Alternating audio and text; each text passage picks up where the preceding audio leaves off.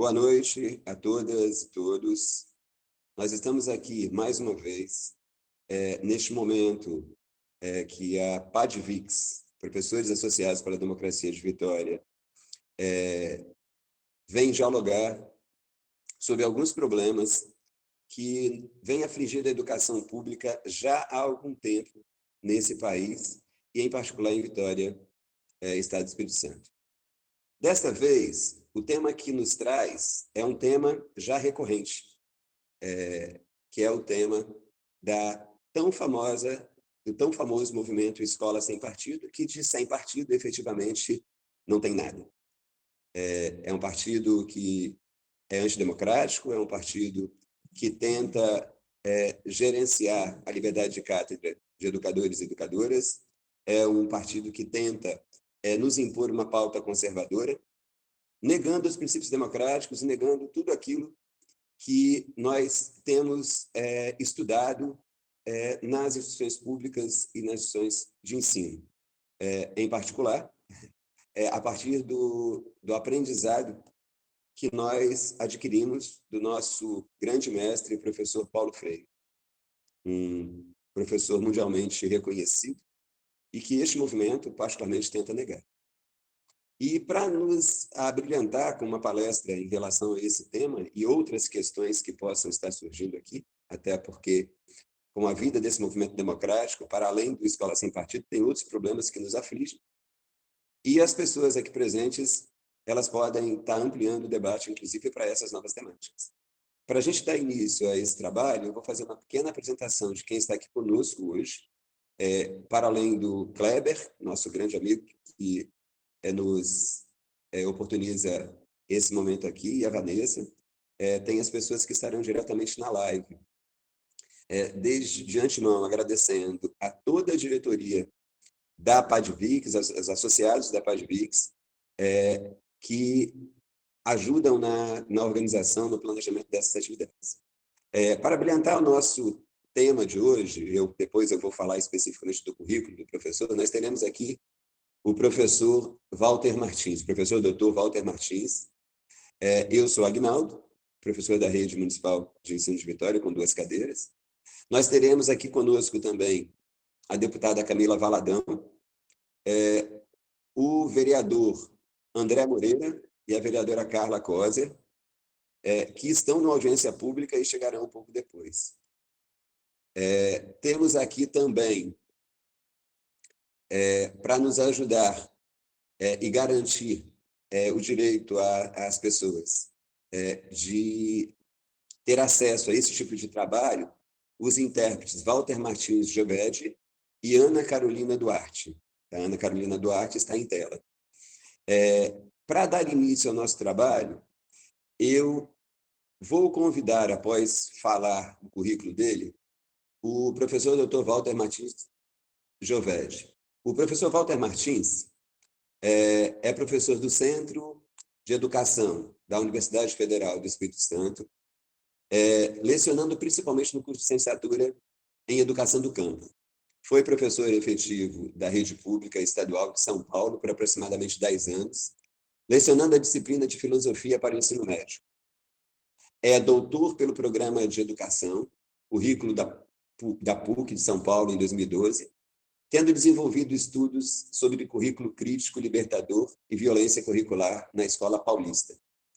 Realizou o mestrado no Programa de Educação, currículo da PUC de São Paulo em 2006, estudando e defendendo dissertação sobre a inspiração fenomenológica da concepção de ensino de Paulo Freire. É graduado e licenciado em Filosofia pela Universidade de São Judas Tadeu em 2002, é membro da Rede Freiriana de Pesquisadores, rede constituída por pesquisadores de diversas universidades públicas e particulares do país, que se dedica ao estudo do legado de Paulo Freire na educação pública brasileira. É um dos criadores e coordenadores do Grupo de Estudos e Pesquisa Paulo Freire, da Universidade Federal do Espírito Santo. É membro do Grupo de Estudos e Pesquisa de Educação do Campo no Espírito Santo. E eu posso particularmente estar afirmando que é uma das pessoas que fala com muita clareza dessa temática e que tem muito a nos ajudar nas escolas públicas do Estado do Espírito Santo. E desde já, tá, com toda a liberdade do mundo, peço aos colegas aqui presentes que ampliem o convite para o professor Walter estar conosco nas unidades de ensino. Professor Walter, desde já agradecendo em nome da PADVIX, em nome dos professores e professoras do município de Vitória, eu concedo a você a palavra, tá, para que durante aproximadamente 30 minutos a gente possa dialogar sobre aquilo que vem acontecendo nesse país, tá, com relação a este movimento que se autodenomina Escola Sem Partido. Muito obrigado e a palavra está com você. Muito obrigado, Aguinaldo, pela apresentação. Obrigado a todos, todas e todes aqui que estão trabalhando nos bastidores, tornando possível este momento. Um agradecimento também aos nossos e nossas companheiras parlamentares, que neste momento está aqui conosco a Camila Valadão, André Moreira acabou de chegar, e a Carla Coser pode ser que em algum momento apareça. Um agradecimento a eles e a elas por estarem levando a nossa bandeira para as instâncias deliberativas em que se encontram. E, enfim, especialmente educadores e educadoras que hoje estão conosco aqui nessa live, meu abraço, meu boa noite, e começo falando que, bom, se nos deram um limão, limões, vamos fazer uma limonada, né? Ou seja, é bizarro a gente ter que ficar falando de algo que deveria ser considerado uma obviedade, desde que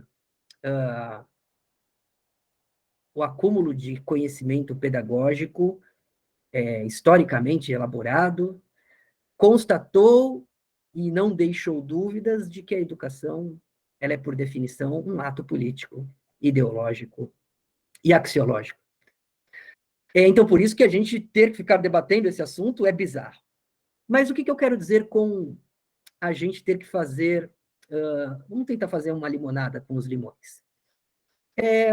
Porque se tem algo que a gente pode tirar de positivo de ter que ficar lutando contra um movimento como este, de escola sem partido, é que ele nos obriga, nós que somos educadores e educadoras, que atuamos nas escolas todos os dias, nos obriga a ir até os nossos fundamentos, para relembrar a natureza da nossa prática. E, no meu caso específico, me deparar com o projeto de lei aqui de Vitória e ter participado dos debates desde 2017, de modo mais próximo, aqui no município, me fez me aventurar em alguns escritos e reflexões que eu materializei num relatório que há algumas semanas eu divulguei, um relatório que ficou relativamente denso, e que lá eu pude exercitar a operação cognitiva de desconstrução das ideologias presentes nos pressupostos do Escola Sem Partido. E eu considero que o mais importante das conclusões que eu estou chegando não é tanto a desconstrução. O trabalho desconstrutivo do projeto de lei de escola sem partido, para nós que estamos dentro da educação, que estamos neste barco há um tempo, não é difícil de realizar esse trabalho. Se a gente tiver paciência e estômago para pegar argumento por argumento que eles tentam colocar, se a gente tiver um pouquinho de, repito, paciência, a gente consegue ver as inconsistências, os furos, as lacunas, as inversões, as abstrações, as aberrações, a desonestidade intelectual, e a gente consegue fazer a desconstrução. Mas eu considero que a liberdade de ensinar, que é o que eles estão tentando delimitar ou combater com o projeto deles, ela, como todo direito fundamental expresso na Constituição, ela não é absoluta mesmo. Nisso, se tem algo que, de repente, eles tenham razão, é em afirmar isso. Olha, liberdade de ensinar não é um direito absoluto. Ok. Mas, afinal, se não é um direito absoluto, quais são os limites? Que, de fato, deveriam ser trazidos para o debate quando pensamos nos limites da liberdade de ensinar. E se tem algo que eu pude começar a refletir a partir do projeto Escola Sem Partido, foi sobre isso. Foi sobre, tá bom, os limites que eles tentam nos colocar não estão amparados no ordenamento jurídico, eles estão criando arbitrariamente limites que efetivamente não existem, e com isso eles querem produzir um resultado nas escolas, intimidatório, mas de qualquer forma, sabendo que tudo isso é uma estratégia que eles utilizam para fazer uma disputa no campo educacional, mas e nós? Superado este momento, juridicamente, eu tenho certeza que nós vamos superar este momento. O André Moreira talvez vai fazer algum relato sobre os resultados no campo jurídico de ajuizar ações, uma ação de mandado de segurança contra o projeto, mas vencido nesta dimensão, e aí? E no campo da contra-hegemonia? E no campo das consciências? O que nós vamos fazer?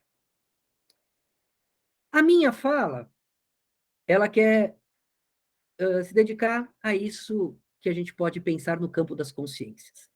Campo da formação de educadores e educadoras, no campo da formação das famílias, no campo da formação dos estudantes. Quais são as nossos argumentos? Olha, eu acho que temos que ser honestos e honestas com eles e captar, antes de mais nada, como que eles pensam. E aqui eu quero resumir o pensamento do projeto de lei Escola Sem Partido de Vitória, que não é exclusivo de Vitória, a gente sabe que no Brasil inteiro um projeto com a mesma redação foi levado às câmaras municipais, assembleias legislativas e até mesmo Câmara Federal, Senado Federal. Olha só a lógica deles. Dizem eles, tem um princípio que rege o Estado brasileiro, que seria um princípio da neutralidade política e ideológica do Estado. Eles começam por aí. O discurso deles, quando você vai buscar onde que ele se assenta, onde que ele está efetivamente fundamentado, é nesta afirmação de que o Estado brasileiro teria um princípio que seria o princípio da neutralidade política, ideológica e moral do Estado. E, portanto, em matéria de política, de moralidade e de ideologia, o Estado brasileiro é neutro. Essa é a primeira afirmação. Consequentemente, e agora vai a segunda afirmação que eles fazem. A neutralidade política, ideológica e moral do Estado implica na neutralidade política, ideológica e moral das instituições estatais, onde se incluem as escolas e onde se incluem todas as instituições do Estado e dos sistemas de ensino.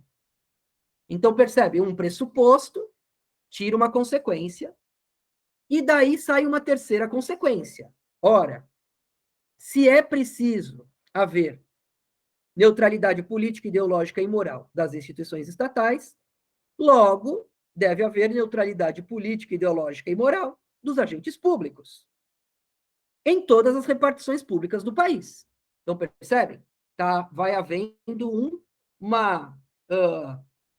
um raciocínio que vai afunilando, passando do Estado para as repartições públicas, para os agentes públicos, e chegando no dever, do ponto de vista deles, dos defensores, dos ideólogos e das ideólogas da Escola Sem Partido, o dever de neutralidade política, ideológica e moral dos educadores e educadoras.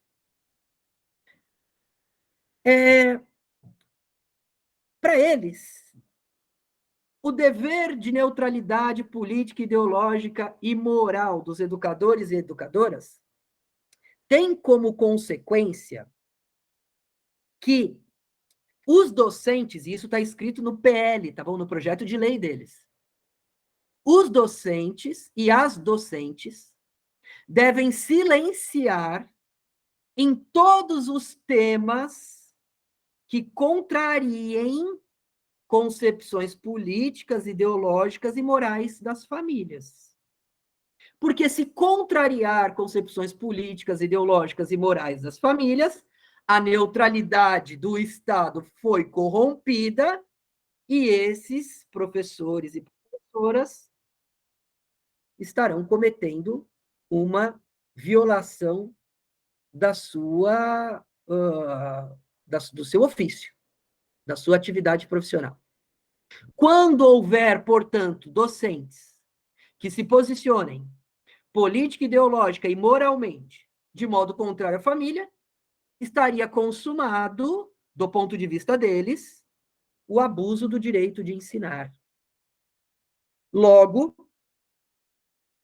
se há abuso do direito de ensinar, contrariando um princípio político, um princípio do Estado brasileiro, esses abusadores e abusadoras devem responder administrativamente e, portanto, sofrer processos administrativos disciplinares. Pronto. De maneira muito resumida, esta é a lógica deles e delas. Gente, se você acreditar que o Estado brasileiro existe um princípio de neutralidade, é capaz que você embarque na lógica. Mas esse princípio não existe. Se você for estudar qualquer livro de ciência do direito, em especial livros de direito constitucional, onde a área do direito que nós estudamos, os princípios fundantes do Estado brasileiro, nenhum doutrinador sério, doutrinador é o nome que se dá para os intérpretes da lei, tá bom? Doutrina é o nome que, no campo do direito, a gente dá para a produção científica que faz a interpretação dos dispositivos normativos. Nenhum doutrinador do direito constitucional menciona esse princípio, o princípio da neutralidade do Estado brasileiro. E eu acho que é óbvio, né, que eles não mencionam, é porque o princípio não existe. E ele não existe porque o Estado brasileiro não é neutro. O Estado brasileiro fez opções. Fez opções por pluralismo de ideias, fez opções por dignidade da pessoa humana, fez opções por não discriminação de nenhuma natureza, fez opção por redução das desigualdades sociais, fez opção por respeito pela Declaração Universal dos Direitos Humanos. O Estado brasileiro, quando você vai ler a Constituição brasileira, você percebe que não é uma Constituição neutra. A Constituição brasileira defende uma visão de sociedade, defende determinados valores em detrimento de outros, defende determinada concepção de sociedade democrática contra sociedades autoritárias, contra a falta de liberdade, a falta de possibilidade das ideias circularem. Enfim, a Constituição brasileira se consolidou, foi um grito contra aquilo que nós vivenciamos no nosso país durante a ditadura civil-militar entre 64 e 85. A Constituição brasileira não é neutra, ela é contra a tirania, ela é contra ausência da liberdade política. Ela é a favor da dignidade da pessoa humana. E é interessante, porque há uma Constituição que vai defender vários parâmetros, princípios, valores, preceitos que se regulam entre si. Ou seja, nenhum deles é absoluto. Quando entram em conflito, a Constituição ela vai abrir espaço para interpretações que vai nos fazer ver quando que um princípio deve prevalecer sobre o outro em cada caso concreto. Muito bem. Vejam, mas vamos imaginar aqui, fazendo um exercício de previsão, um exercício de hipotético, o que aconteceria se o projeto de lei Escola Sem Partido, vamos supor que ele fosse incorporado ao ordenamento jurídico brasileiro. Vamos fazer aqui um exercício de imaginação. Cenas das escolas. E eu trouxe aqui 10 cenas. E cada uma delas eu quero comentar e ficar pensando com vocês as consequências que nós teremos. Então, amanhã foi aprovado o projeto Escola Sem Partido no Brasil inteiro. O Supremo Tribunal Federal teve um surto psicótico, identificou que sim, ele é constitucional, que ele está amplamente coerente com o ordenamento jurídico e tá bom. Agora, então, você imagina que aconteça na sala de aula a seguinte situação. O estudante pergunta, professor, por que nós temos que estudar tal coisa que o professor está ensinando? E aí o professor responde, porque cai na prova, porque cai no vestibular, porque cai no Enem, porque eu mando na sala. Muito bem. E eu sou o pai desse aluno que ouviu isso, e eu, como um pai que tem uma ideologia, uma moral e determinada concepção política, eu falo para o meu filho, e filho, o seu professor acabou de disseminar a ideologia do estudo vinculado à competitividade. E aqui na minha família, a gente não concorda com isso. Portanto, vamos abrir um processo administrativo disciplinar contra esse professor. Porque ele acabou de disseminar uma ideologia. E o Escola Sem Partido, aprovado no nosso país, diz que escola não pode disseminar nenhuma ideologia. E eu sei que isso é uma ideologia. E está contrariando um valor da minha família. Então, eu vou abrir um processo contra esse professor. Segundo exemplo. Imagine a seguinte cena. Uma escola fixa na parede da sala de aula um ranking de desempenho dos alunos do trimestre. E meu filho é dessa escola e ele está lá no ranking. E aí eu falo, opa, a escola acabou de disseminar a ideologia da hierarquização das inteligências. Eu, como estudioso, eu sei que inteligências serem hierarquizadas não é a única maneira de se pensar em inteligências humanas. E quando você cria um ranking, você está materializando esta ideologia, a ideologia de quem acredita nisso. Ora, eu vou entrar com um processo contra essa escola, um processo administrativo disciplinar contra o diretor dessa escola. Por quê? Porque estão disseminando uma ideologia que contraria o valor meu, da minha família, o valor moral da minha casa, a perspectiva política da minha casa, a ideologia da minha casa. Terceira situação. Imagine um estudante na sala de aula afirma: professor, meu pai disse que lugar de mulher é em casa cuidando dos filhos. O professor continua passando a matéria na lousa, como se nada tivesse acontecido. Eu, como pai de um coleguinha desse menino que disse isso, se fico sabendo, eu vou ficar possesso. Por quê? Porque eu sou um pai que acredita na igualdade de gênero. E eu percebi que esse professor, quando se omitiu diante dessa fala, acabou sendo o disseminador da ideologia machista por omissão. Então, eu vou abrir um processo administrativo disciplinar contra este professor que decidiu por uma ideologia, por uma moral e por uma perspectiva política que eu discordo. Quarta situação. A escola coloca restrições em relação à roupa que as meninas podem usar na aula de educação física e não coloca qualquer restrição aos meninos. Ora, eu, fico sabendo disso como pai, e eu identifiquei nessa escola a ideologia machista por ação. Por quê? Porque a escola criou uma regra de maneira explícita, escancarada, que criou uma desigualdade de gênero e de tratamento entre os sujeitos por serem meninos e por serem meninas. Processo administrativo disciplinar contra esse diretor. Por quê? Porque está contrariando os valores da família, da minha família, pelo menos.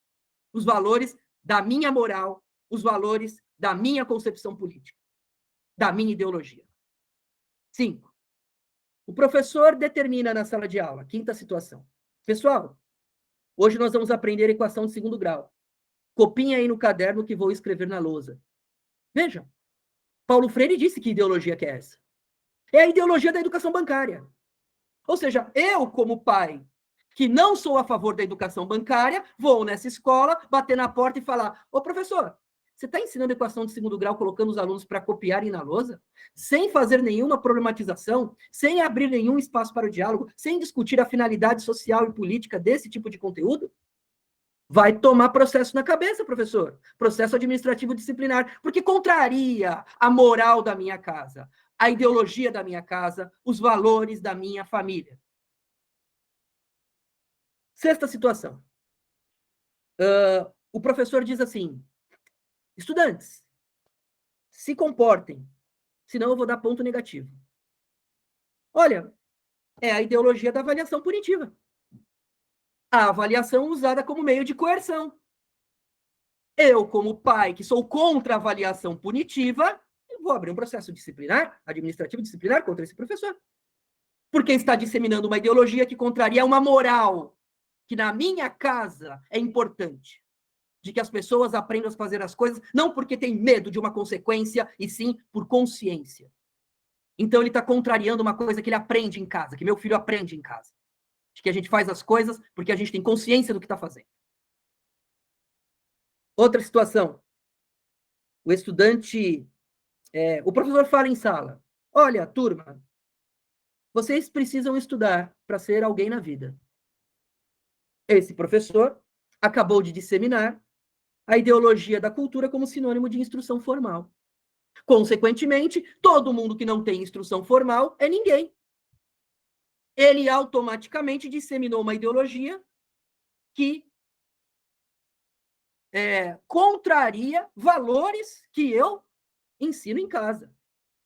Valores de que as pessoas possuem uma dignidade independentemente do seu grau de escolaridade. Vou abrir um processo administrativo disciplinar contra esse professor. Disseminou ideologia, disseminou uma visão política, disseminou uma determinada perspectiva moral, que inclusive induz determinados comportamentos, o comportamento de desprezo por quem não for instruído formalmente. A última situação para eu passar, avançar no meu raciocínio. O professor inicia a aula dizendo assim: pessoal, a gente teve um caso de machismo que foi noticiado nacionalmente, na sociedade recentemente. E eu quero discutir com vocês, quero abrir aqui um diálogo, um círculo de diálogo, e eu quero defender que o machismo é uma herança de uma sociedade patriarcal e que mulheres e homens são iguais em direitos e possibilidades. Olha, o valor da minha família não está sendo contrariado por esse professor, não. Quero dizer que eu concordo com esse professor. Mas pode ser que tenha outro lá que acha que esse professor agora está exagerando, porque está se metendo onde não devia se meter. Imagina, o meu filho ouvir que mulheres e homens são iguais, na nossa casa a hierarquia está clara, o patriarcado prevalece, e, portanto, ele está se metendo nos valores morais da família. Aliás, alguns podem até dizer que ele está violando princípios dos textos sagrados, dependendo de qual é a interpretação que se faz. Veja, esses exemplos que eu trago é para dizer, sem dúvidas, sem deixar dúvidas, todos eles acontecem todos os dias nas escolas, de modo recorrente. Tudo que acontece numa escola, em última instância, poderia ser citado aqui como exemplo. E todos eles estão disseminando uma determinada visão política, ideológica e moral.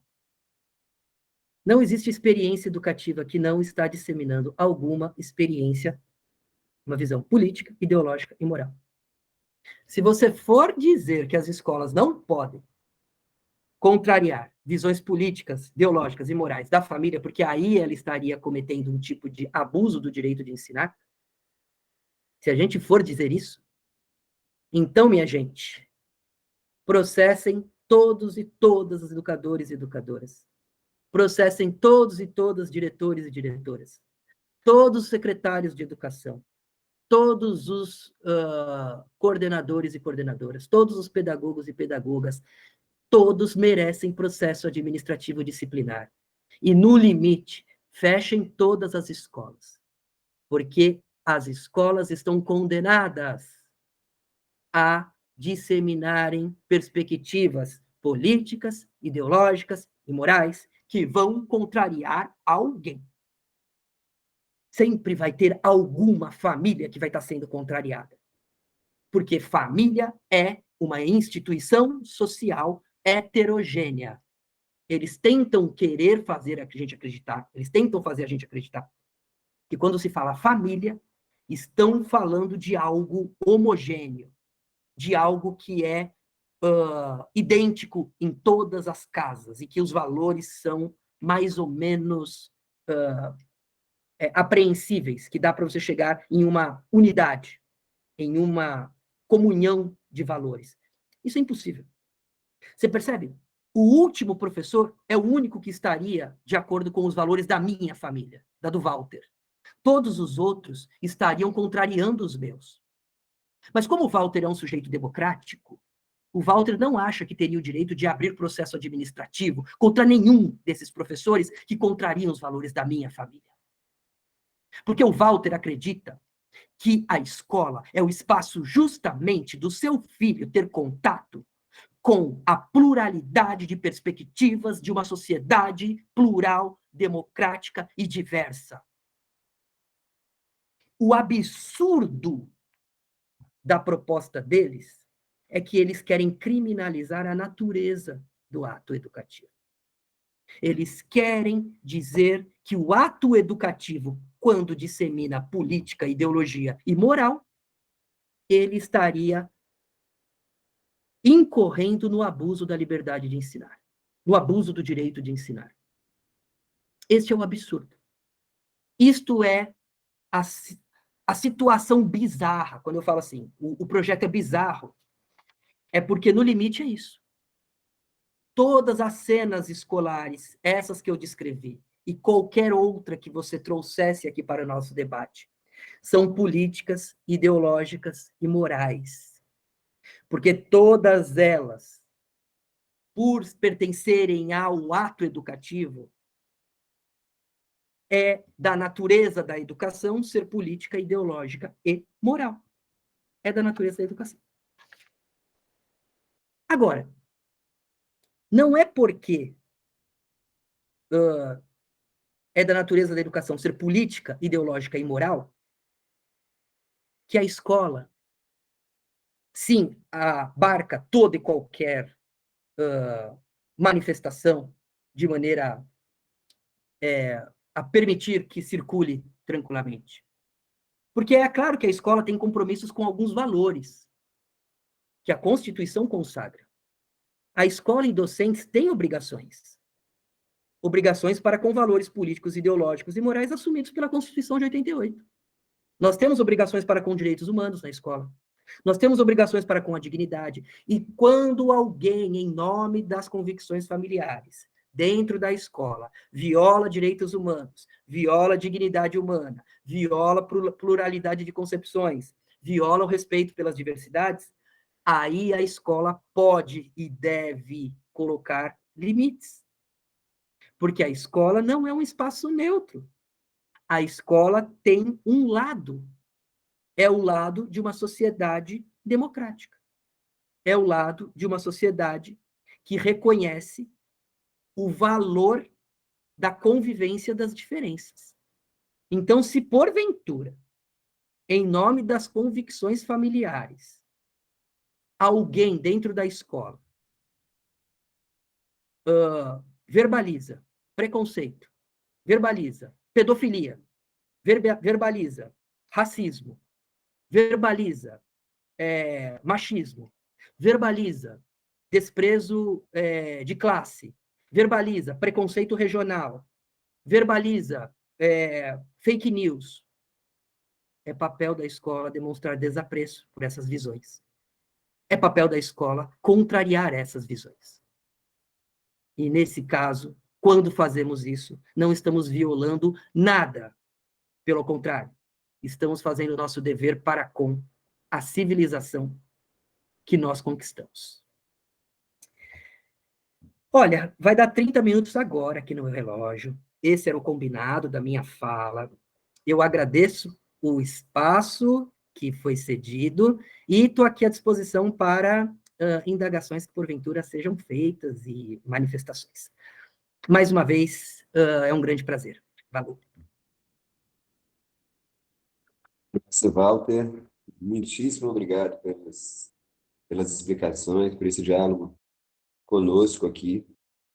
Obviamente, esse diálogo se ampliará aqui no chat, nesse momento de debate que nós constituiremos. A deputada Camila Valadão, o vereador André Moreira e a vereadora Carla Cosa já chegaram aqui. Nós vamos passar para eles a fala nessa ordem, acho que nessa ordem que a gente pode estar falando. Antes, eu quero fazer um agradecimento todo especial à ADUFES, tá, pela disponibilização em relação às intérpretes Cláudia Vieira e Ana Carolina Duarte. A ADUFES, ela tem participado. A ADUFES, para aquelas pessoas que não conhecem, é a Associação de Docentes da Universidade Federal do Espírito Santo.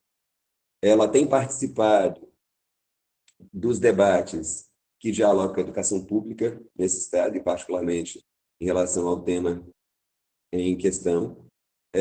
Nos disponibilizou as intérpretes Cláudia Vieira e Ana Carolina Duarte. Eu já peço de antemão desculpa ao professor Walter, porque na hora de fazer a leitura anterior das intérpretes, eu acabei colocando o professor Walter também como intérprete. E faço esse pedido de desculpas. Recheou meu currículo com mais um elemento, já pensou aí? Eu gostaria de passar a fala. Eu acho que a gente combinou 5 minutos para a deputada, nossa atual presidente da Comissão de Direitos Humanos. Pois é. Okay?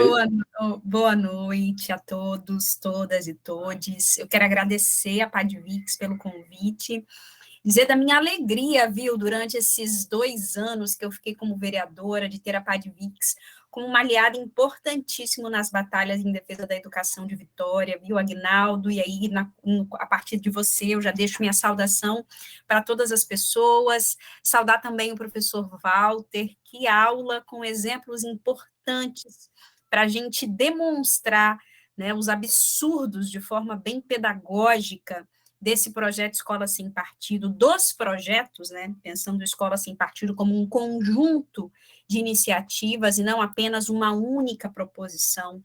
Né? Quero saudar André Moreira, meu querido camarada, agora vereador, que já entrou aí nessa batalha, fazendo uma ação jurídica importantíssima para a suspensão desse projeto. Saudar também a Carla, querida, que está aqui, que esteve comigo nos enfrentamentos de plenário no período que eu estive na Câmara. Bom, essa discussão, né, além de nós, parlamentares de Vitória que estamos aqui hoje, eu quero lembrar também do ex-vereador Roberto Martins, que na legislatura passada, a gente está falando no caso de Vitória, o projeto Escola Sem Partido tramita desde 2017, né? Então, lá atrás, o professor Roberto Martins também travou aí uma luta jurídica e política para o enfrentamento da proposição. É óbvio, né? Acho que o professor Walter fala muito bem disso. A gente não está falando de uma iniciativa legal apenas, a gente está falando de um projeto que pretende impactar, interferir diretamente na concepção de educação que nós defendemos, né? Então, a gente tem um desafio, para além de derrubar, do ponto de vista objetivo, a tramitação dessas proposições, a gente tem acho que um desafio que é derrubado do ponto de vista político. E aí, por que eu estou falando disso, né? O tempo todo são apresentadas propostas em várias câmaras municipais, assembleias legislativas, com o mesmo fundamento do Escola Sem Partido. Hoje, na Assembleia Legislativa, de uma legislatura que está iniciando agora, nós já temos vários projetos que a gente diria conservadores que partem desse mesmo fundamento. E aí, com base nisso, eu quero destacar 4 aspectos, na verdade 5, que foram aspectos que aqueles que propõem esses projetos se baseiam, e a gente utilizou muito essa discussão para fazer o nosso parecer, na época, na Comissão de Direitos Humanos da Câmara, que foi derrotado, a gente já sabia, né? Aliás, a Comissão de Direitos Humanos, na época, foi constituída para isso, né? Então, a gente já sabia que seria lá derrotado, mas eu quero aqui lembrar 5 aspectos que fundamentam essas propostas, e acho que o professor Walter já explicitou algumas, mas eu acho que é fundamental a gente manter isso no nosso horizonte de debate, porque a todo momento proposições similares são apresentadas. Então, Escola Sem Partido é muito mais do que uma redação, né? Ela é o tempo todo, esse movimento vai apresentando, principalmente a partir de aspectos, casos que vão acontecendo, vão aparecendo proposições se multiplicando, né? Então, primeiro é a ideia de neutralidade da educação, e o professor Walter refutou muito bem essa concepção reivindicada por esses setores. O segundo é essa ideia da influência da audiência cativa do professor, né? Como se o professor fosse uma influência e os alunos, os estudantes, não tivessem capacidade nenhuma de formular, de pensar, de problematizar.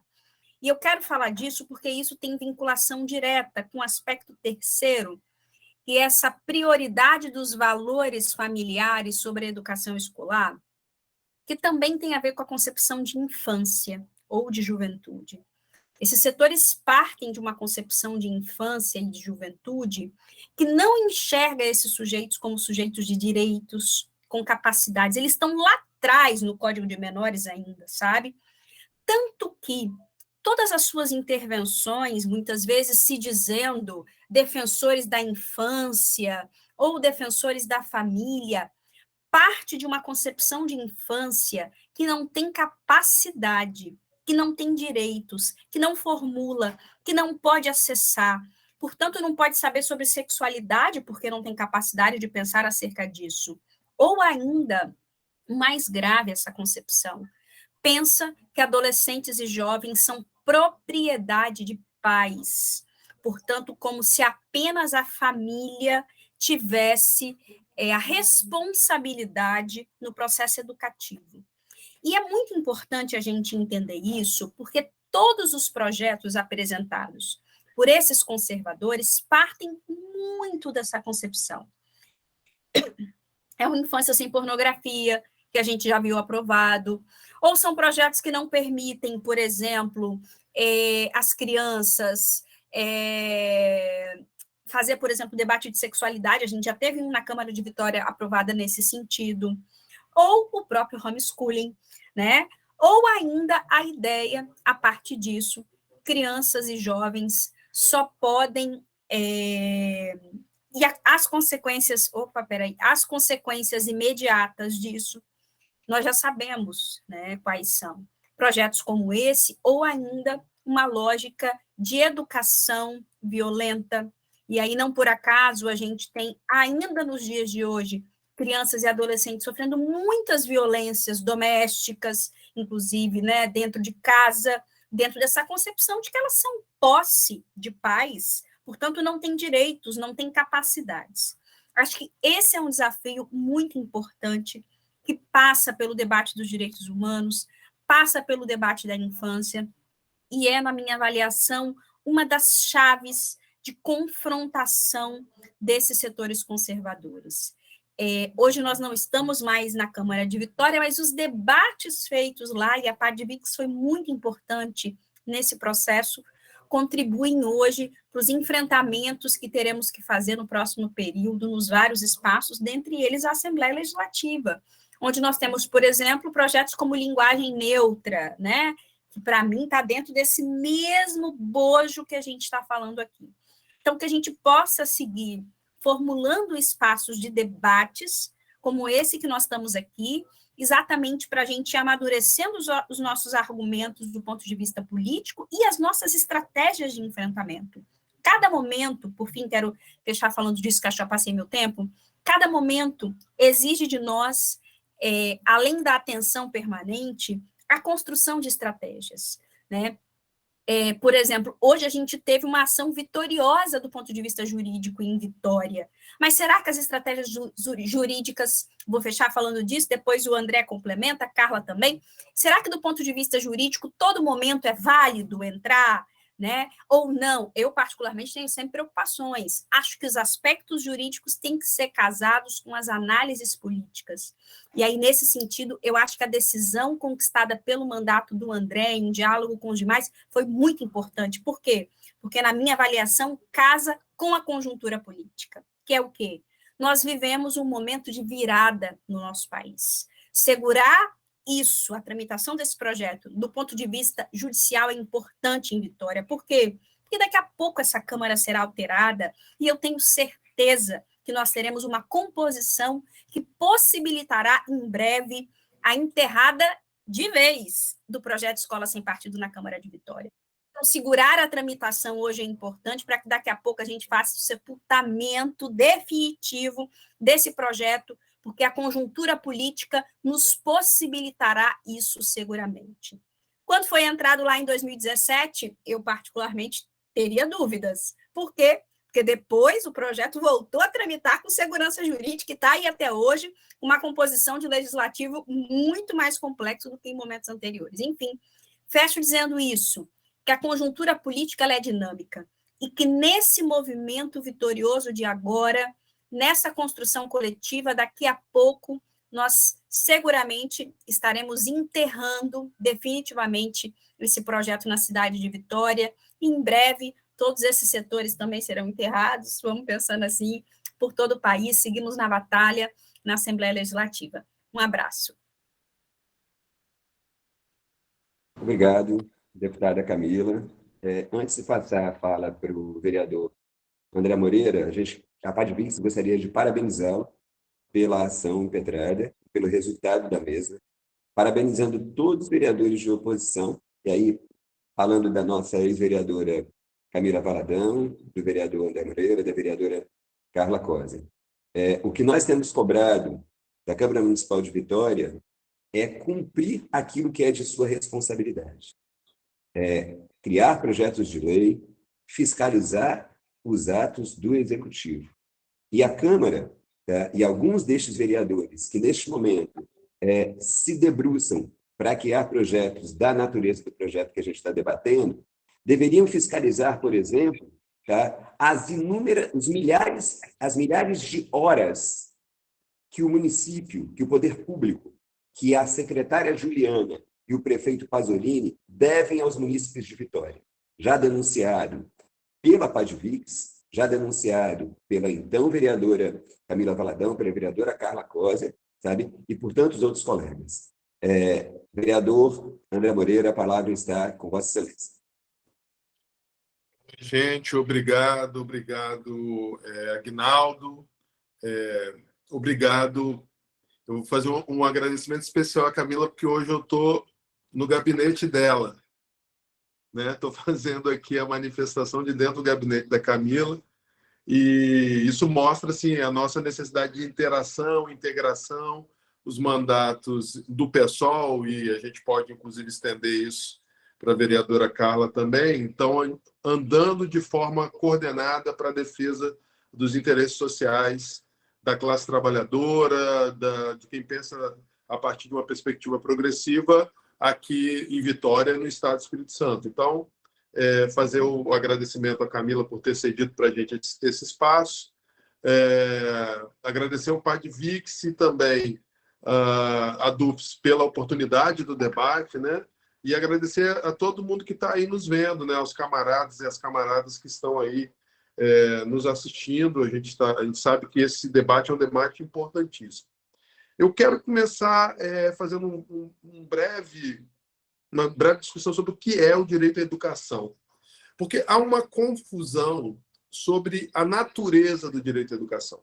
Quando a gente trabalha a história dos direitos humanos, a gente vai ver que os primeiros direitos eles têm caráter de direitos individuais e os chamados caráteres e os direitos políticos, que são geralmente direitos em que se impõe, classicamente, né, na doutrina sobre esses direitos, se diz que você impõe ao Estado uma ação negativa. Quer dizer, o Estado não pode se colocar, agir contra esses direitos. Então, isso é o direito de reunião, o direito de manifestação, o direito à liberdade geral, de liberdade à liberdade de ir e vir, né? Então, nessa perspectiva, o Estado não pode invadir uma determinada área daquilo que seria o privado, o particular, o campo do direito individual, do direito subjetivo. Só que a história da humanidade deu um salto em relação a esses direitos há muito tempo, e aí a gente tem, a partir do início do século passado, uma discussão sobre o que seriam os direitos sociais. E a educação é um desses direitos sociais. Nos direitos sociais, ao contrário dos primeiros direitos civis e políticos, há uma demanda, há uma ação positiva do Estado. Então, nos direitos sociais, você tem uma demanda de interesse coletivo. Não se está em caso, em alguns momentos esses direitos são exercidos individualmente, como também os direitos civis e políticos podem ser exercidos coletivamente. Mas aqui é manifesto o interesse coletivo. Se a gente tem o direito do sujeito a se instruir, a buscar a formação das suas perspectivas políticas, ideológicas, o direito à manifestação, o direito à manifestação política, esse direito todo está garantido a partir do direito à educação, que é um direito social. Inclusive, a educação tem uma finalidade de dar a todas e todos nós uma possibilidade de partir na sociedade de um determinado ponto comum, né? A educação é um garantidor básico do nosso direito à igualdade de condições. Então, é interessante, porque quando eu digo isso, eu estou dizendo que a escola não é um espaço do privado, não é um espaço é o espaço onde você vai constituir, sim, a sua individualidade, mas numa perspectiva política, é a sua individualidade no coletivo, é a sua individualidade numa perspectiva política. Então, o Escola Sem Partido, ele não quer, ele confunde essas duas expressões, partido e política, mas o que o Escola Sem Partido quer é uma escola sem política, né? E a gente sabe que toda escola tem um projeto, ela nasce de um projeto político-pedagógico, né? Então, a tentativa da escola da Escola Sem Partido é de invadir com o privado o ambiente que é, por natureza, público e coletivo da escola. Ninguém pode ir para a escola para aprender a ser individualista, deve ir para a escola para aprender a viver no coletivo, e a formação desse indivíduo que sai da escola deve ser a formação do cidadão que, em vários aspectos, ele deve defender o nosso projeto coletivo de país, sob vários aspectos. E também, obviamente, sobre os aspectos dos direitos e garantias fundamentais que estão na Constituição. Então, a escola realmente, não só ela não tem como ser neutra, como ela tem uma obrigação de defender, e a gente poderia estar falando aqui numa discussão sobre o que seria perfeccionismo e antiperfeccionismo, mas ela tem a obrigação de defender um projeto político de sociedade. É para isso que tem a escola. E é por isso que esses indivíduos têm também, que defendem a Escola Sem Partido, têm defendido coisas que são de natureza individual. No plano da segurança, que também é um direito coletivo, social coletivo, eles querem a arma de fogo para que a segurança deixe de ser uma segurança pública para ser uma segurança privada. Eles querem que a educação deixe de ser uma educação coletiva para que seja um homeschooling, que a Camila já falou aí. É toda uma tentativa de colocar no plano daquilo que é um lugar comum, o espaço comum, o espaço da política, eles querem, de certa forma, colonizar esse espaço com o privado. E eles defendem, por exemplo, e a gente sabe disso, que áreas públicas sejam privatizadas, que empresas públicas sejam privatizadas. Então, isso é um projeto muito maior do que só o Escola Sem Partido. Então, é importante que a gente tenha uma visão disso, porque talvez a nossa saída contra a Escola Sem Partido tenha que ampliar e demonstrar, especialmente para a população mais pobre, que depende, por exemplo, do serviço público, depende do espaço público para poder ganhar o seu dinheiro, depende do serviço público para garantia dos seus direitos fundamentais, que a Escola Sem Partido não se encerra na escola, né? Uma outra discussão importante que eu acho que a gente tem que colocar é que existem coisas, inclusive, que estão fora do debate na política de um país democrático. Por exemplo, a escravidão não está dentro do debate. O Escola Sem Partido propõe uma tal neutralidade que, na hora que um professor vai tratar das questões da escravidão, ele deveria tratar perspectivas da escravidão, de quem defende a escravidão, como da não escravidão, no mesmo plano, como se fossem questões que tivessem o mesmo valor dentro de uma sociedade democrática. Por exemplo, eles devem propor que, na hora de falar da Segunda Guerra Mundial, se falará do nazismo e do fascismo na mesma perspectiva que se falará do socialismo, do comunismo e do liberalismo econômico. Então, isso está fora do debate. O nazismo e o fascismo estão fora do debate, a escravidão está fora do debate político. Isso não é possível se colocar dentro do debate político, e quando ele entra dentro da perspectiva da escola, ele já entra com uma perspectiva que é a perspectiva histórica dessas discussões. Então, não pode tudo. E é engraçado que o que eles querem é que no legislativo possa tudo. No legislativo se pode definir tudo, inclusive se pode discutir coisas que não são legais, que estão fora do debate. Eles querem que se possa discutir a Escola Sem Partido aqui dentro. Eles querem que se possa, como aconteceu agora no Sul, que um vereador, por exemplo, faça uma manifestação que é manifestamente racista. E uma manifestação de secessão. Ele definiu, ele falou, vamos botar uma linha aqui, a gente não contrata ninguém do Nordeste. Após grandes empresas vinícolas daquela região estarem usando trabalhadores em condição análoga à escravidão. Essas empresas que deveriam perder a sua propriedade, essa propriedade ser revertida, inclusive para a indenização desses trabalhadores, mas para outras atividades de interesse coletivo, estão sendo defendidas por um vereador que diz o seguinte, olha, não devemos contratar ninguém do Nordeste porque eles reclamam. E essa reclamação é a reclamação daquilo que não pode estar fora do debate político, que são os direitos sociais. Eles querem colocar a escravidão de volta dentro do debate político. Imaginem isso. Mas a Escola Sem Partido, para eles, cumpre duas funções. A primeira é a agitação da sua base. A segunda é desviar o debate das questões reais e concretas da política atual, inclusive da política econômica. Porque enquanto eles agitam a base, discutem a Escola Sem Partido, eles ficam livres de discutir, por exemplo, a escola sem ar-condicionado, como eu vi hoje, ao ir numa escola aqui em Vitória, em que a gente verificou rapidamente que as salas, nesse calor que todos nós estamos sentindo aqui, estavam sem ar-condicionado, o que prejudicará certamente a formação das crianças.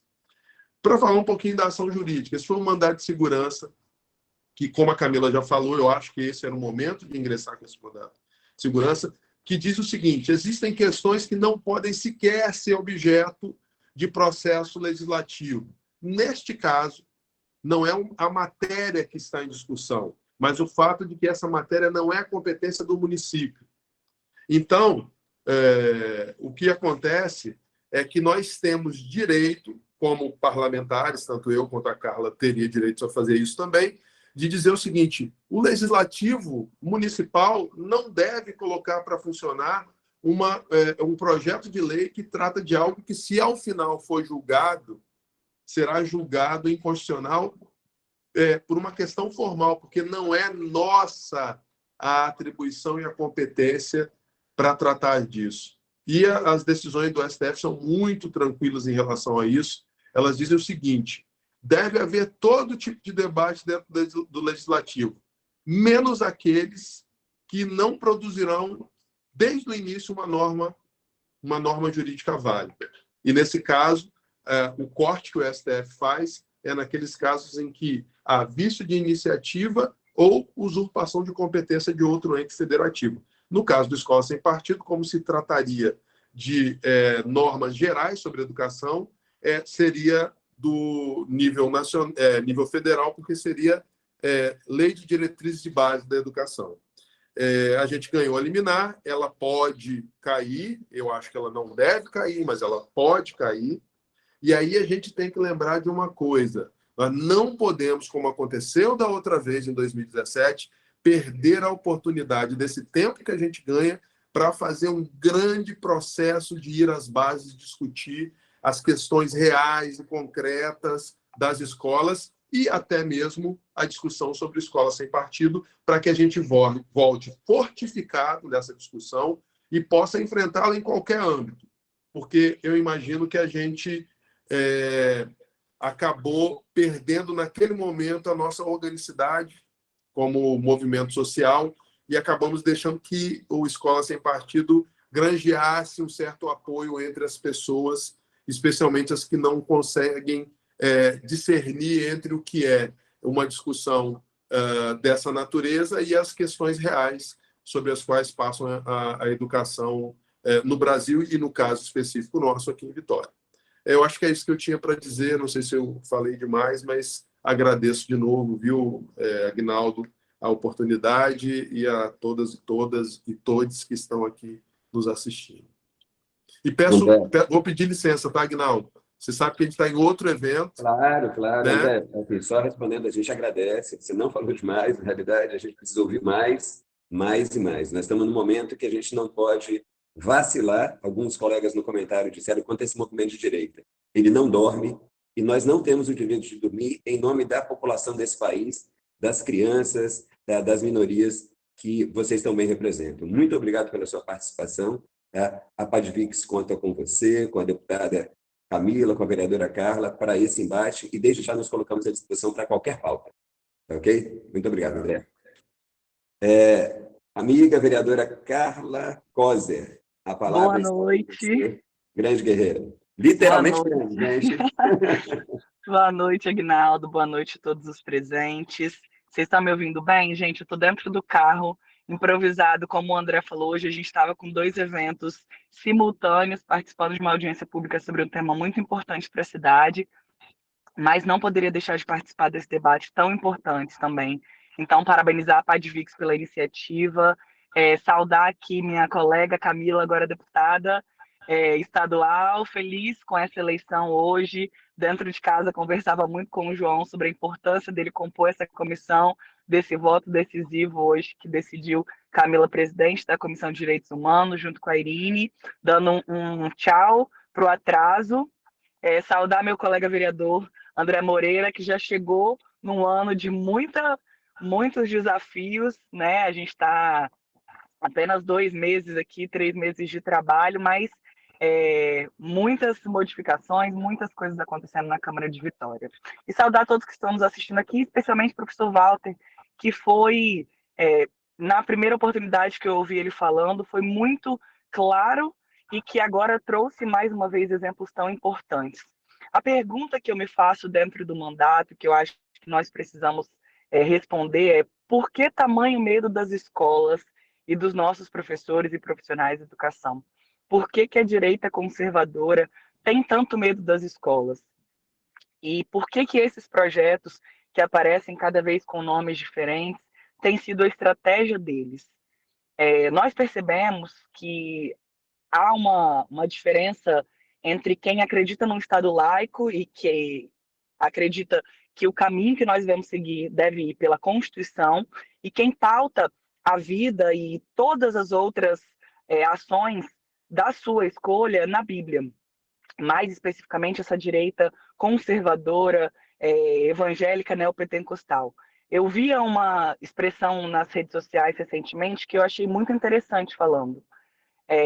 A sua religião não pode pautar a vida de outras pessoas, porque o nosso Estado é laico. E nós que estamos neste espaço tão importante, que é a política representativa, temos que ter essa consciência, que as nossas convicções pessoais, elas não podem impor a vida de outras pessoas a obrigações que são das nossas convicções. E isso tem interferido nas mais diversas áreas. E a educação definitivamente se tornou o alvo principal, porque é nas escolas, é através do pensamento crítico, é através da compreensão, como bem disse a vereadora Camila, de que nós somos indivíduos, vereadora não, agora deputada, é o costume, como disse a deputada Camila, de que nós somos indivíduos e que a gente pode se dissociar dessa vinculação familiar, que a gente precisa, que esse medo ele surge.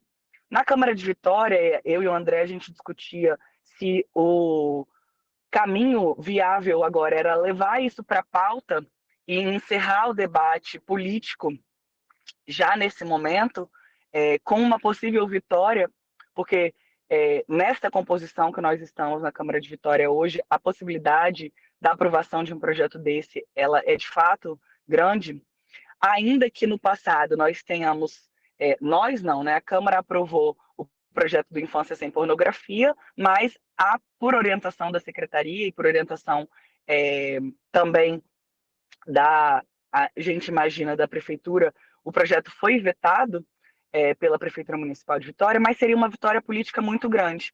E isso traria, como bem disse o professor Walter, na oportunidade da nossa conversa na ADUFES, mais força ainda para um movimento que ataca diretamente os trabalhadores da educação.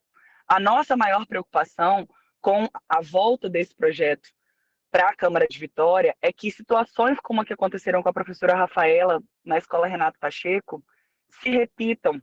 Uma agressão pública por parte de uma pessoa, por um vereador naquele momento, mas pais e mães que muitas vezes se sentem no direito de interferir na vida e na escolha dos professores de determinados assuntos.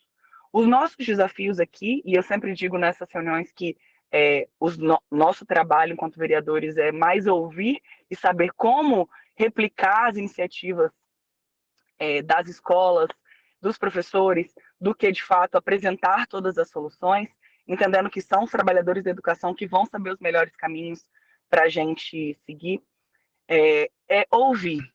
Os nossos desafios aqui são conversar com pessoas que não estão partindo dos mesmos princípios e do mesmo paradigma que a gente. Então, a gente conversa com quem não quer discutir, com quem não quer concordar, com quem já escolheu o alvo, com quem já escolheu o vilão nessa situação. Eu tenho muita preocupação porque, de fato, há diversos problemas na cidade de Vitória. Na educação, nós tivemos a oportunidade de discutir agora recentemente a retirada, sem diálogo com a comunidade escolar, de uma diretora de uma função que é escolhida pela comunidade. Nós temos problemas de ar-condicionado, como bem disse o vereador André, nós temos problemas de falta de professores, nós temos problemas de vagas ainda em alguns bairros especificamente, e nós estamos perdendo tempo e dinheiro público debatendo um projeto que, além de manifestamente inconstitucional na sua matéria, na sua forma não pode ser discutido numa Câmara de Vereadores de Vitória, porque se ele fosse aprovado eventualmente, teria que ser discutido na Câmara dos Deputados, e isso já está sedimentado. Então, a gente fica, mais uma vez, com gente que não tem projetos para melhorar a educação da nossa cidade, trazendo essa pauta ideológica porque não tem o que propor. Deixo o nosso mandato, mais uma vez, à disposição, na compreensão de que esses espaços de debate são fundamentais, Aguinaldo, e que nós temos muitos desafios, e que esse tempo está passando. A Camila fez uma fala que me marcou bastante. Talvez a maior vitória dessa liminar que o André conseguiu é obstar essa discussão no momento onde a Câmara está nessa composição tão conservadora, para que a gente não tenha nem essa oportunidade de vitória, ainda que mínima deles, ainda que não tenha efeito prático legal, mas que a gente sabe que a gente está virando essa página com o presidente Lula, no governo federal, no governo do estado, e que a gente vai disputar todos esses espaços do legislativo e do executivo municipal uma compreensão de que esse não é o projeto melhor para as nossas crianças e para os nossos jovens. Então, encerro aqui minha participação, agradecendo mais uma vez pelo convite. Acho que a gente precisa replicar e definitivamente conversar com pais e mães, conversar com professores, de que esse não é o caminho para uma escola, para a escola que vai dar a formação, que vai dar a transformação na vida das nossas crianças e adolescentes, que é o objetivo, com certeza, maior de todos nós que estamos aqui participando. Boa noite, foi um prazer estar com vocês. Vereadora e amiga Carla Cosa, muito obrigado mais uma vez pela sua presença. Nós sabemos que podemos contar com o seu mandato, o mandato do vereador André Moreira, para essa luta, e que nós sabemos que nós só estamos em mais um round. Terão tantos outros pela frente, e que nós não podemos esmorecer. Nós precisamos ter uma vitória política, ressignificar esse modelo político que Vitória tem. A PADVIX não vai descansar, tá? Em momento algum, porque isso não é uma luta por nós, é uma luta por um coletivo que tem demandas muito maiores do que essa. E como você bem disse, existe um conjunto de outras medidas que já foram por nós denunciadas e que a administração pública deste município poderia, por exemplo, no caso das mudanças feitas na educação e recomendadas pelo Ministério Público que não fossem aceitas, agir da mesma forma que agiu, tá? Em relação ao desfile dos blocos da cidade de Vitória. O município tem sido extremamente incoerente em relação a isso. Faz movimentos políticos, tá? Para desconstruir aquilo que não gosta, não quer porque recebe as críticas, e quando precisa assumir as políticas públicas do jeito que elas são, não faz. A PADVIX, tá? A ADUFES, todos nós somos muito gratos ao mandato de vocês por essa luta que está fazendo. Eu vou fazer agora uma leitura das manifestações que tiveram no chat, e algumas delas falam de vocês, vereadores, deputados. Agradecemos também ao apoio do deputado João Cosa, da deputada Irine Lopes, deputados estaduais, do deputado Helder Salomão, que já se manifestou aqui no chat, por meio da sua assessoria. E aí, nesse sentido, eu gostaria de começar citando uma denúncia de uma colega PEB 3 de Educação Física, onde ela lamenta, e esse lamento dessa colega é muito sério, porque eu sou professor de Educação Física, ao longo da nossa história, nós temos lutado para não ser apêndices, tá? Dentro das unidades de ensino. Nós temos, tá? Uma proposta pedagógica, nós temos conteúdo a ser trabalhado, nós temos uma visão de sociedade, de mundo, tá? A partir do conteúdo que a gente trabalha e das relações que a gente estabelece na escola. E é lamentável, como diz a colega, que foi confirmada a intenção da secretária de Educação em retroceder nos avanços que tivemos nesses longos anos de educação física nos CEMEIs. Querem nos impor um projeto por turma, isto é, não teremos o nosso projeto próprio, e sim nos adequar a cada projeto junto com o professor regente. Isso que a gente chama de apêndice. Tá? Não sei vocês, mas eu me recuso a cair nessa tentativa nefasta de desqualificar o nosso trabalho e a nossa história de luta pela educação física na educação infantil e pela melhoria da qualidade da educação pública na capital do estado do Espírito Santo. Lamentável a falta de diálogo, o silêncio das colegas pedagogas, o silêncio dos colegas que estão na SEM. Lamentavelmente, assistimos às diretrizes curriculares da educação infantil de Vitória sendo rasgadas por esta secretária alienígena, com a cumplicidade ou omissão de colegas tão respeitados por nós até hoje. Triste com tudo isso, mas sei, não estou só. Tá? Acompanho o seu entristecimento e colegas da mesma forma. Nós temos alguns comentários, e aí eu vou citar o nome das pessoas, né, porque nós temos pessoas aqui de fora do estado, como a companheira Maria Lima, ela dá uma boa noite para nós, ela é paraibana, reside em João Pessoa, e está diretora do Sintep Paraíba e da CNTE. Muito obrigado, Maria Lima, pela sua participação aqui conosco. O mandato do deputado federal Helder Salomão, com a colega profissional dessa rede, aposentada, Isabel Alves de Lima. Ela dá uma boa noite aos companheiros. Sou Isabel, da assessoria do deputado federal Helder Salomão. O Vinícius Souza, que manda um abraço a Camila Valadão, dizendo: Camila, na presidência da Comissão de Direitos Humanos da Lei, vai ter luta. Sabemos disso, a Camila é uma grande companheira. Ana Caracoche, boa noite, Camila, Carla e André. Estão seguindo seus passos, viu? Vinícius Souza, mais uma vez, firme oposição à escola sem partido. Não há nada neutro no Estado e só transformaremos com muita luta. Maria Lima, concordo, não existe neutralidade no Estado brasileiro. A nossa Constituição é democracia. É democrática, no caso. Rafael Brizoto, professor de Educação Física, diretor de um CEMEI. Boa noite. Não vamos esquecer da educação infantil nesse contexto. Perfeito, professor. Luciano Vidon, muito obrigado, professor Walter, pelas importantes reflexões. Parabéns. Ana Carolina Galvão, grande Camila, vitória tê-la como presidente da Comissão de Direitos Humanos. Júnia Zaidan, como disse André Moreira, a luta política precisa ser mantida, mesmo tendo sido bem-sucedido o mandato de segurança. A direita tem cartas na manga, análogas ao Escola Sem Partido.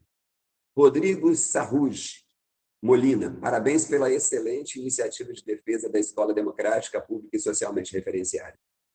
Francisco Osório, nem a escola cívico-militar, nem a escola sem partido. Escola é local do livre pensar, do conhecer e reconhecer as diferenças, do debate do contraditório.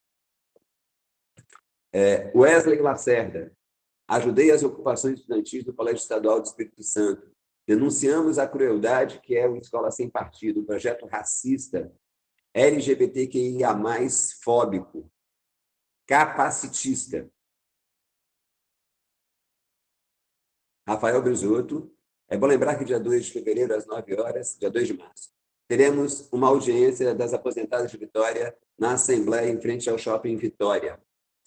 Lembramos que um dos primeiros atos dessa administração Pasolini, no dia 4 de janeiro de 2021, foi aplicar um golpe em trabalhadores e trabalhadoras aposentados e da ativa, fazendo a reforma previdenciária mais cruel desse país. Levante Popular da Juventude Capixaba. Muito bem, vereadora Carla. A Escola Sem Partido é um descaso e coloca em risco a vida dos estudantes. Nós, da PADVIX, agradecemos a participação de todos e todas. Vamos passar de novo a fala para o professor Walter para fazer os seus comentários finais, para que a gente possa iniciar as despedidas, já de antemão agradecendo a todas e todos presentes aqui, e nas redes. Esse material que nós estamos produzindo, ele ficará no site da PADVIX, que poderá ser acessado pelos colegas no dia a dia. Professor Walter, a palavra está com o senhor. Então, Aguinaldo, eu só, então, reitero o agradecimento pela oportunidade. Quero registrar as minhas companheiras da ADUFES e sindicato ao qual eu sou associado, e com orgulho sei que está ao nosso lado nessa luta dentro do ensino superior pela liberdade de cátedra.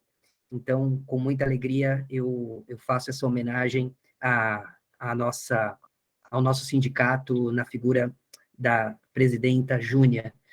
E gostaria de dizer que, vejam, acho que todos os expositores foram muito enfáticos de que a disputa ela se dá no campo das mentalidades. Mais do que uma disputa no campo jurídico, é uma disputa no campo das consciências. E essa disputa ela é permanente.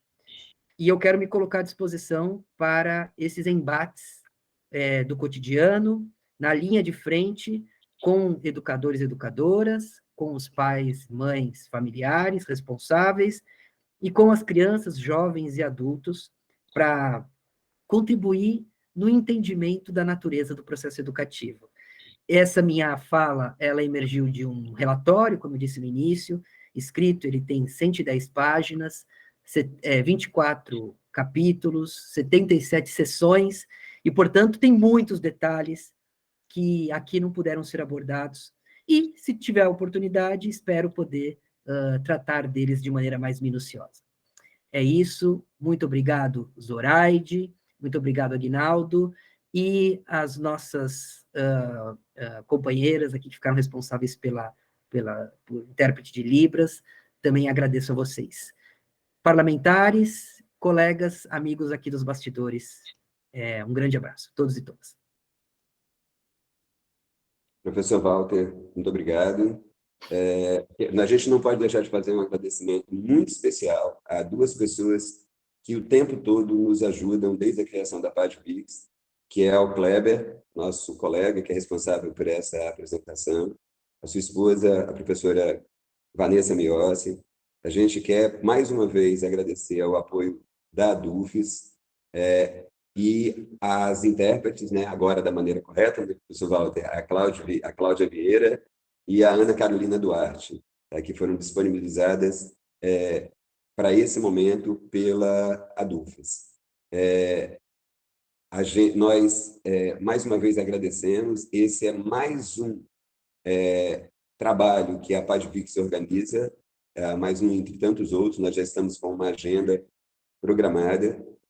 Vou reforçar uma denúncia que a PADVIX tem feito, que é que a comunidade capixaba precisa atentar pelo fato de que o município de Vitória, isso a gente chama a atenção dos vereadores, que ao invés de se preocuparem em propor um projeto inconstitucional como o que a gente debate, ele devia se preocupar com as milhares de horas aula devida aos estudantes das escolas públicas do município de Vitória, já denunciada pela Comissão de Legislação e Norma do Conselho Municipal de Educação, e que, infelizmente, pela constituição de uma maioria pelo governo, no Comev, foi rejeitada pelo plano do Comev. Isso é uma coisa séria que nós precisamos atentar. Temos feito essa denúncia, temos feito a luta, precisamos criar mobilização, precisamos movimentar dentro das nossas escolas, precisamos estar presentes nas nossas comunidades, fazer política séria no dia a dia. Nossa comunidade não é nossa inimiga, os nossos alunos não são nossos inimigos e nós temos que nos posicionar.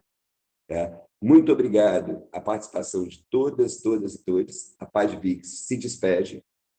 E nosso canal está aberto, inclusive, para sugestões de novas temáticas.